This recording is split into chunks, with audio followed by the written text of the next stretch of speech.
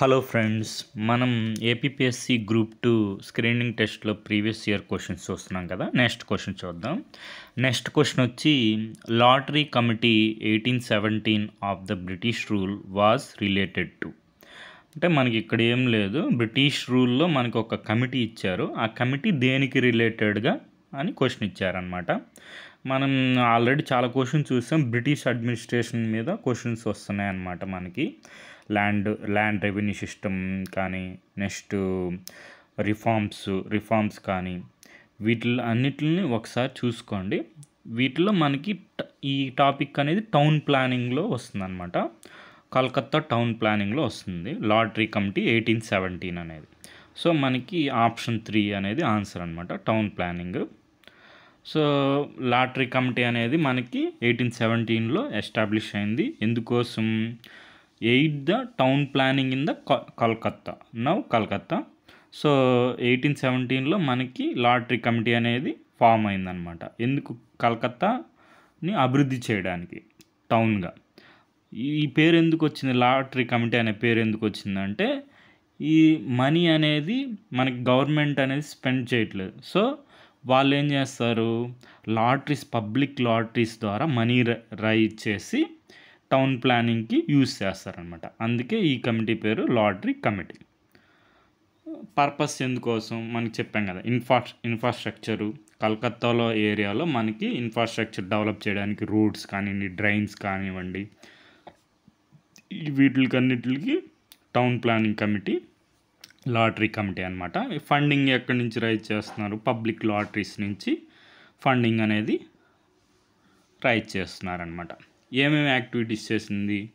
Road construction చేసింది. Next clearing huts అంటే చిన్న చిన్న గుడిసెల వాటిలన్నిటిని తీసేసి బ్యూటిఫై చేయడానికి ప్రయత్నించిందనమాట. నెక్స్ట్ ఎన్క్రోచ్మెంట్ రిమూవల్స్, అంటే ఏమన్నా ఎన్క్రోచ్మెంట్స్ ఉంటే బ్యాంక్స్ ఆఫ్ హ్యూగ్లీ రివర్లో అవి కూడా రిమూవ్ చేసింది. నెక్స్ట్ ఈ లాటరీ కమిటీ అనేది న్యూ మ్యాప్ ఆఫ్ కలకత్తాను కూడా కమిషన్ చేసింది అనమాట. ఇవన్నీ లాటరీ కమిటీ చేసిన యాక్టివిటీస్. సో ఈ మామూలుగా అయితే ఇట్లాంటి క్వశ్చన్ ఇది ఆల్రెడీ ప్రీవియస్ ఎగ్జామ్లో వచ్చింది, మన ఏపీపీఎస్సి కాదు, అదర్ ఎగ్జామ్స్లో వచ్చింది. ఇక్కడ చూసుకోండి ఎట్లా ఉందో. టౌన్ ప్లానింగ్ గురించి ఇచ్చారు. సో స్టేట్మెంట్స్ ఇచ్చారు. ఈ స్టేట్మెంట్స్ రెండు కరెక్టే. Funds for town improvement were also raise to public lotteries. మనం ఇప్పుడే చూసాం కదా, లాటరీ కమిటీ ఆ పేరే ఎందుకు వచ్చింది? ఫండ్స్ అనేవి పబ్లిక్ లాటరీస్ ద్వారా రైజ్ చేస్తుంది కాబట్టి లాటరీ కమిటీ అని వచ్చింది. సో ఫస్ట్ స్టేట్మెంట్ కరెక్టే. నెక్స్ట్ ఎపిడమిక్స్ వల్ల కూడా మనకి టౌన్ ప్లానింగ్ అనేది కొద్దిగా కష్టమైంది ఎర్లీ 19th centuryలో. సో అది ఆ స్టేట్మెంట్ కూడా కరెక్టే. సో మనకి అడిషనల్ ఇన్ఫర్మేషన్ చూసుకుంటే, మనకి అసలు కలకత్తా ఎలా ఫామ్ అయిందంటే 3 విలేజెస్ ఉంటాయి. ఆ విలేజెస్ డెవలప్ అయ్యి ఇప్పుడు మనకున్న కలకత్తా నగరంగా ఎదిగిందనమాట.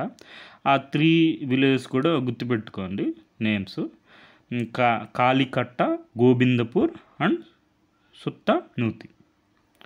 సో మనకి టాపిక్ ఈ క్వశ్చన్ ఎందుకు వచ్చిందంటే, మోడర్న్ హిస్టరీలో మనకి ఉంది కదా, changes in administration, social and culture స్పియర్లో మనకి బ్రిటిష్ టౌన్ ప్లానింగ్ అనే టాపిక్ నుంచి బ్రిటిష్ కమిటీస్లో మనకి లాటరీ కమిటీ అనేది ఒకటి అనమాట. సో ఇట్లా మనకి రాబోయే ఎగ్జామ్స్లో ఇలాంటి కమిటీస్ అన్నీ ఉంటాయి. ఏ కమిటీస్, ఏ ఆబ్జెక్టివ్స్ అన్నీ ఒకసారి చూసుకోండి.